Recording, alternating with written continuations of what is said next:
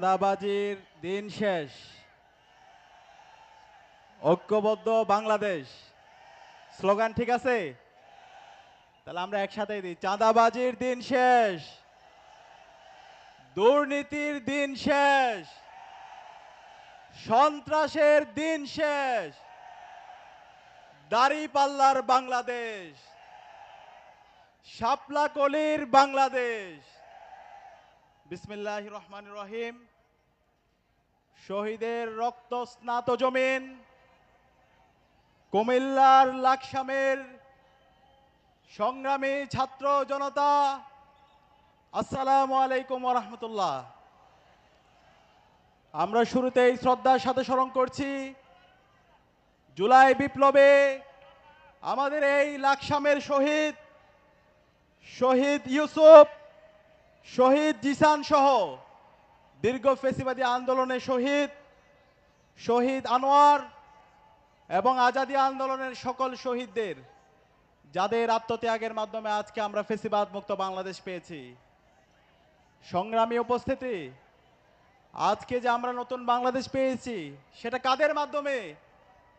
আমাদের শহীদদের আত্মত্যাগের মাধ্যমে, আমাদের জুলাইয়ের শহীদদের শাহাদাতের মাধ্যমে, আমাদের গাজীদের অঙ্গহানির মাধ্যমে। সে কারণে আমরা সব সময় আমাদের এই জুলাইয়ের শহীদদের শ্রদ্ধার সাথে স্মরণ করব। আমরা কি পারবো? ইনশাআল্লাহ, ইনশাআল্লাহ। এই জুলাই বিপ্লবের মাধ্যমে আজকে বাংলাদেশে গণতান্ত্রিক যাত্রা শুরু হয়েছে। এই জুলাই বিপ্লবের মাধ্যমে আজকে বাংলাদেশের প্রতিটি ক্যাম্পাসে ছাত্র রাজনীতির আমূল পরিবর্তন হয়েছে।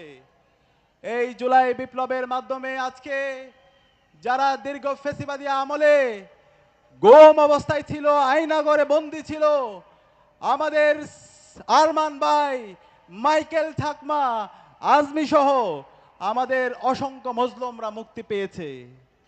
এবং এই জুলাই বিপ্লবের মাধ্যমে আজকে বাংলাদেশের 5টি ক্যাম্পাসে ছাত্র সংসদ নির্বাচন সুষ্ঠুভাবে সম্পন্ন হয়েছে এবং প্রতিটি ক্যাম্পাসে ইনসাফের যারা প্রতিনিধিরা আছে তারা ব্যাপক ব্যবধানে বিজয়ী হয়েছে।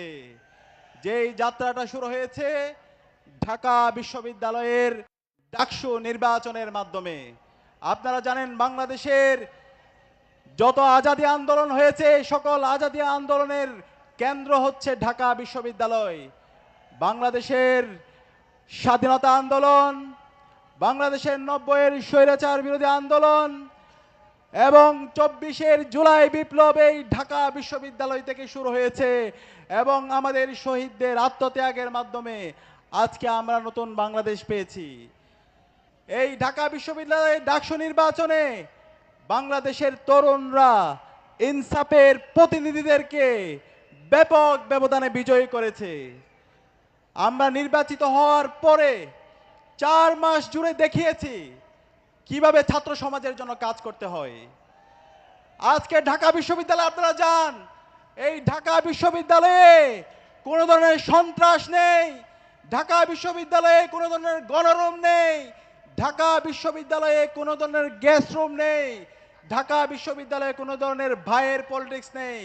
এবং ঢাকা বিশ্ববিদ্যালয়ে গত 4 মাসে আমরা 225টি কাজ করেছি, যেই কাজ 104 বছরেও ঢাকা বিশ্ববিদ্যালয় কেউ করতে পারেনি। সুতরাং এই ঢাকা বিশ্ববিদ্যালয়ে আমির জামাতের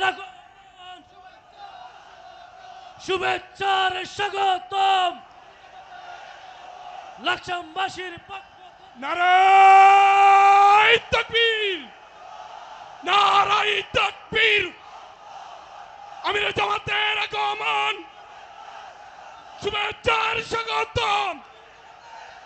সরার ভাইয়ের পক্ষ থেকে, লাকসামবাসীর পক্ষ থেকে, সরার ভাইয়ের পক্ষ থেকে নারায়ে তাকবীর।